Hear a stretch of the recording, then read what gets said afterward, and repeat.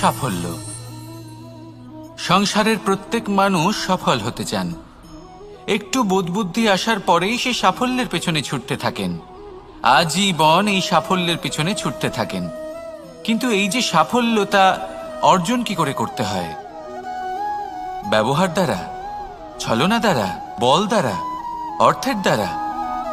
দুর্ভাগ্যবশত সাফল্য এভাবে লাভ করা যায় না।